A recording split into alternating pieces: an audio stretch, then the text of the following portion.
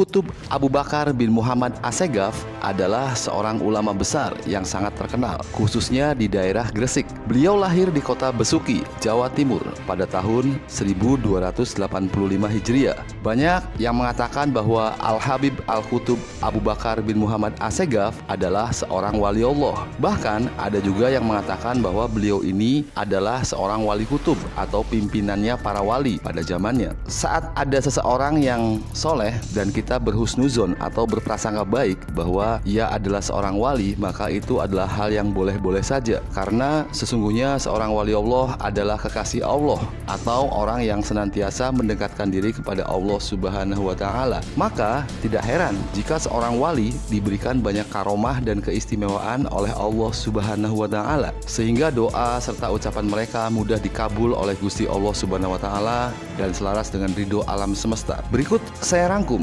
beberapa karomah dari Al-Habib Al-Qutb Abu Bakar bin Muhammad Assegaf. Karomah yang pertama, menanggung wabak bala yang turun. Dikisahkan pada suatu hari Habib Abu Bakar bin Muhammad Assegaf mendapatkan isyarat dari Allah Subhanahu wa Ta'ala bahwa di kota Gresik akan diturunkan wabah atau penyakit atau bala. Hal tersebut tentunya membuat sang Habib Abu Bakar bin Muhammad Assegaf merasa risau dan galau karena beliau memikirkan nasib masyarakat Gresik dan sekitarnya. Kemudian beliau menugaskan kepada para santri-santrinya untuk menjalankan amar ma'ruf nahi munkar untuk meminimalisir para pelaku kemaksiatan agar Allah Subhanahu wa Ta'ala dan alam semesta tidak murka. Kemudian dikumpulkanlah orang banyak untuk bersama-sama membaca Ihya Ulumuddin. Ihya Ulumuddin adalah kitab mahakarya dari Imam Al-Ghazali, atau yang artinya Al-Ihya adalah sebuah kitab yang membahas tentang kaidah dan prinsip dalam mensucikan diri dan jiwa, yang membahas perihal penyakit hati, cara pengobatannya, dan cara mendidik hati dengan baik.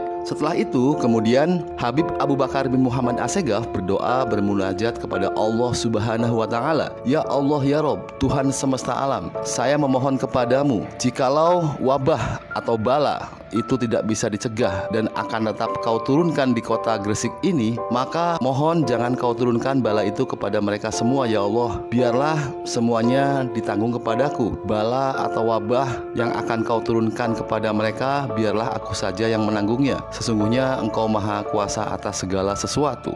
Selesai membaca Ihya Ulumuddin dan berdoa tersebut, akhirnya alhamdulillah masyarakat daerah Gresik tidak terkena wabah atau bala karena keberkahan sang wali Allah yang mampu menjadi rahmat dan barokah bagi alam sekitarnya. Namun sayangnya setelah beliau, yaitu Habib Abu Bakar bin Muhammad Assegaf, sudah wafat dan dipanggil oleh Allah Subhanahu wa Ta'ala, saat beliau hendak dimandikan, menurut kesaksian para santri-santrinya dan para murid-muridnya yang pada saat itu memandikan beliau, terlihatlah lubang yang besar di punggung beliau. Kata orang yang tahu tentang ilmu hikmah mengatakan bahwa itu ketika beliau menanggung wabah atau bala yang akan diturunkan kepada masyarakat daerah Gresik. Wallahu alam bisawab. Karomah yang kedua, menghentikan ombak dan berjalan di atas air. Dikisahkan pada suatu hari ada seorang murid Habib Abu Bakar bin Muhammad Assegaf yang hendak menunaikan ibadah haji. Ia datang kepada gurunya menjelaskan niat baiknya tersebut untuk meminta doa agar mendapatkan keselamatan selama dalam perjalanan menuju tanah suci Mekah.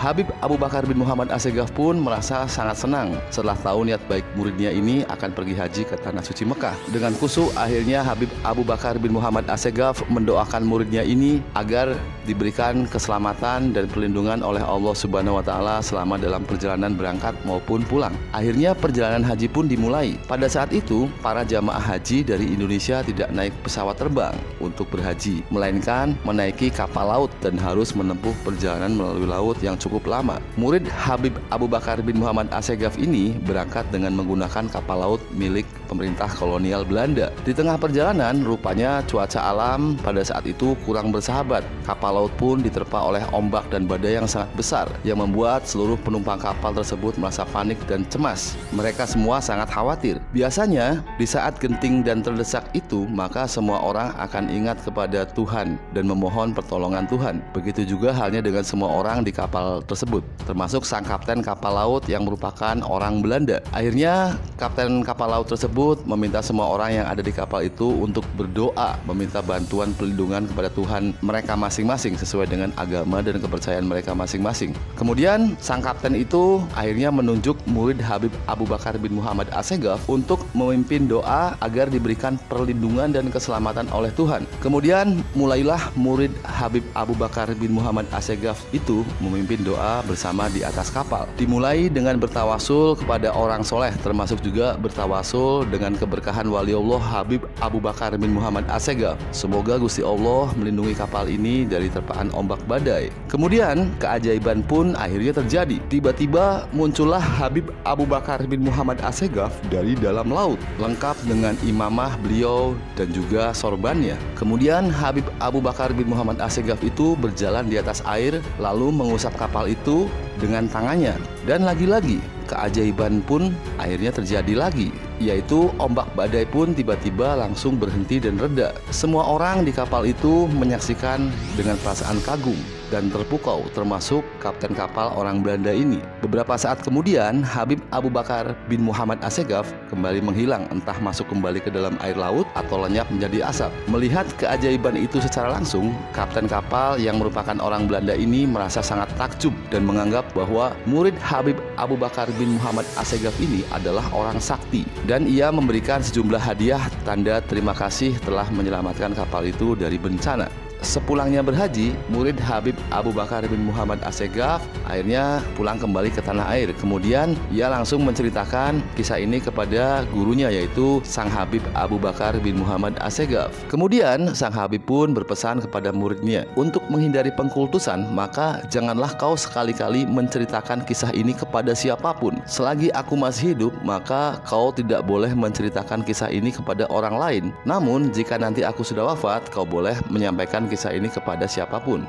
Bentuk dari ketawaduan seorang waliullah Habib Abu Bakar bin Muhammad Assegaf yang dia merasa malu jika karomah atau kesaktiannya ini diketahui oleh banyak orang adalah hal yang sangat terpuji. Untuk menghindarkan diri dari rasa ria dan jumawa dan juga takabur, diperbolehkan menceritakan kepada orang lain setelah beliau wafat. Maksudnya adalah sebagai hikmah dan pelajaran bahwa karomah waliullah itu benar-benar ada, dan barang siapa yang semakin bertakwa kepada Allah Subhanahu wa Ta'ala, maka kita semua akan mendapatkan perlindungannya dan terjaga dari segala macam bentuk bala dan malapetaka yang tidak kita inginkan. Karomah yang ketiga, membuka hijab alam gaib bangsa jin Wewe Gombel.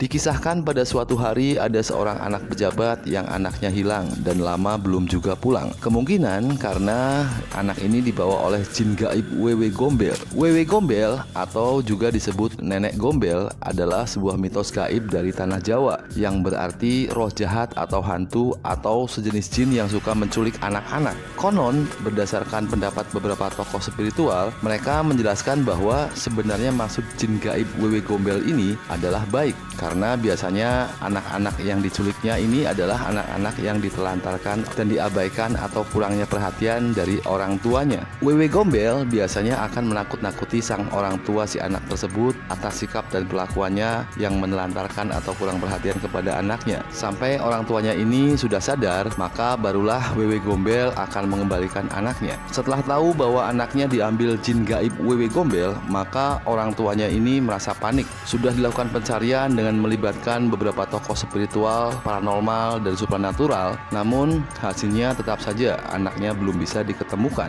Akhirnya ia mendapatkan saran dari salah seorang temannya agar meminta bantuan kepada Al-Habib Al-Qutub Abu Bakar bin Muhammad Assegaf. Kemudian orang tuanya tersebut mendatangi sang Habib yang pada saat itu Al-Habib Al-Qutub Abu Bakar bin Muhammad Assegaf sedang mengadakan pengajian di Masjid Jami Gresik. Setelah menjelaskan dan menceritakan maksudnya kepada sang Habib, kemudian Al-Habib Qutub Abu Bakar bin Muhammad Assegaf terdiam sejenak seolah sedang melakukan proses penerawangan atau pendeteksian. Kemudian beliau berkata, "Anakmu telah melakukan kesalahan. Sekarang sedang diikat jin di pohon besar di tengah jalan." Kemudian Al-Habib Al-Qutub Abu Bakar bin Muhammad Assegaf mengajak orang tua anak itu dan beberapa orang santrinya untuk menuju ke lokasi pohon yang dimaksud. Kemudian Al-Habib Al-Qutub Abu Bakar bin Muhammad Assegaf berteriak di depan pohon tersebut, "Wahai jin di dalam pohon besar, keluarkanlah anak ini, cepat!" Kemudian keajaiban pun benar-benar terjadi. Dari dalam pohon itu tiba-tiba terlihat dengan jelas seorang anak yang sedang dirantai, dengan sebelahnya terlihat panas bara api. Semua orang yang hadir pada saat itu melihat dengan mata kepala mereka sendiri kejadian itu dan merasa sangat kagum, namun juga bercampur perasaan takut. Bagaimana tidak, hijab alam jin siang-siang bolong bisa ditampakkan di dalam dunia nyata manusia oleh Al-Habib Al-Qutub Abu Bakar bin Muhammad As-Segaf. Kemudian jin di pohon itu berkata, "Iya Habib, karena kemuliaanmu maka anak ini akan aku lepaskan sekarang." Melihat dan mengukur ketinggian ilmu waliullah Al-Habib Abu Bakar bin Muhammad As-Segaf, sepertinya bangsa jin gaib ini enggan berurusan dengan beliau, jadi menyerah tanpa syarat atau tanpa perlawanan. Saat sekarang pohon itu sudah ditebang untuk jalur ke bawah arah makam Syekh Maulana Malik Ibrahim atau Kanjeng Sunan Gresik. Karomah yang keempat, daging kambing yang tidak bisa terbakar api. Ketika saat menjelang akhir hayat usia beliau, Habib Abu Bakar bin Muhammad As-Segaf melakukan puasa selama 15 hari. Dan setelah itu beliau pun menghadap keharibaan ilahi. Beliau wafat pada tahun 1376 Hijriah pada usia 91 tahun.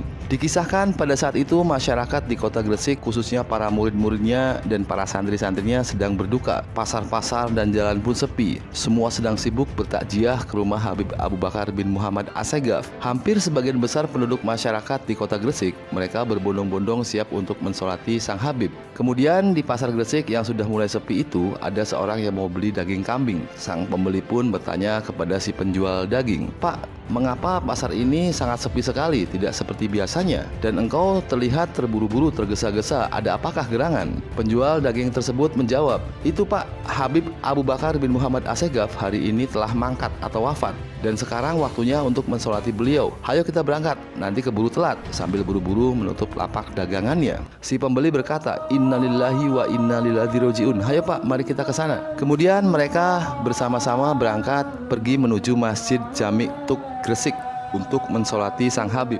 Saat mensolati Habib Abu Bakar bin Muhammad As-Segaf, si pembeli daging ini masih membawa daging kambing yang baru saja dia beli dari pasar tadi. Saat tubuh Habib Abu Bakar bin Muhammad As-Segaf akan diangkat, beliau terlihat sama sekali tidak terangkat, dan para jamaah yang terdiri dari ratusan ribu orang itu pun merasa heran. Alhamdulillah, untungnya putra Habib Abu Bakar bin Muhammad As-Segaf teringat bahwa sang Habib senang dibacakan sholawat Nabi. Maka ribuan pelayat pun akhirnya bersama-sama membacakan sholawat Nabi, dan subhanallah, tubuh Habib Abu Bakar bin Muhammad As-Segaf naik ke atas dan berjalan dengan sendirinya tanpa ada yang mengangkat. Bahkan yang lebih menakjubkan lagi adalah bapak pembeli daging yang tadi ikut mensolatkan beliau itu kemudian pulang ke rumahnya, dan subhanallah, daging kambing yang baru saja dibelinya di pasar dan hendak dimasak namun tidak bisa juga matang, dan dia mencoba untuk menggorengnya pun tidak juga bisa matang, mencoba untuk mensatenya pun juga tidak bisa matang, tetap saja menjadi daging kambing yang masih utuh. Kemudian si bapak pembeli daging ini menceritakan kejadian yang ia alami tersebut kepada para ulama dan para santri Habib Abu Bakar bin Muhammad As-Segaf. Kemudian santri sang Habib pun menjelaskan bahwa Habib Abu Bakar bin Muhammad As-Segaf pernah dawuh atau berwasiat, "Barang siapa yang kelak ikut mensolati jenazahku, maka aku akan doakan dia tidak terkena panasnya api neraka dan api dunia." Mendengar penjelasan tersebut, si bapak pembeli daging itu menangis terharu sambil berkata, "Amin ya Allah, ya Rabbal Alamin. Subhanallah, subhanallah, semoga aku tidak terbakar api neraka nanti. Amin ya Allah."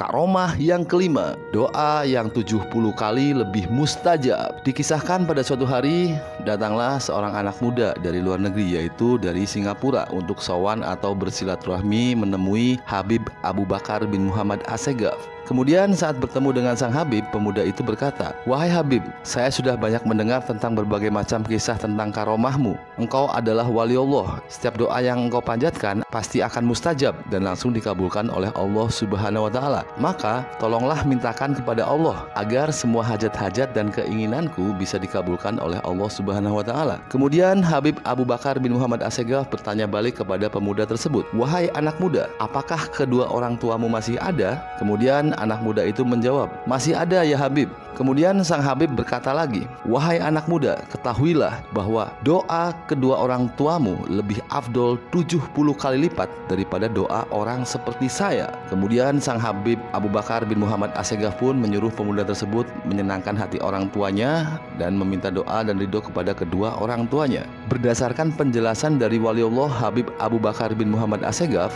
ternyata doa orang tua itu lebih afdol 70 kali lipat daripada doa waliullah, bahkan seorang wali kutub sekalipun. Sesungguhnya doa kedua orang tua itu tanpa penghalang atau tanpa hijab. Maka tidak ada salahnya Bang Haji Roma Irama mengatakan bahwa keramat yang lebih keramat dari berbagai macam tempat-tempat keramat atau benda-benda yang dikeramatkan adalah ibumu dan doa orang tuamu. Saat orang tua sudah berdoa dengan tulus untuk anaknya, maka ridhonya lebih makbul 70 kali lipat daripada doa para waliullah. Dan salah satu cara agar kita mendapatkan ridho dari kedua orang tua kita adalah dengan cara kita berbakti kepada kedua orang tua, dan janganlah kita sekali-kali mengecewakan beliau, karena sesungguhnya doa yang baik ataupun doa yang buruk yang berupa kutukan sekalipun, orang tua kepada anaknya niscaya Allah akan mengabulkannya. Karomah yang keenam, mampu bertapa dan berkholwat selama 15 tahun. Salah satu anugerah ilmu laduni atau sifat kewalian yang sudah ditandai oleh Habib Abu Bakar bin Muhammad Assegaf sejak kecil adalah beliau mempunyai daya ingat yang sangat luar biasa. Beliau bisa mengingat dengan detail segala macam kejadian sejak usia 3 tahun.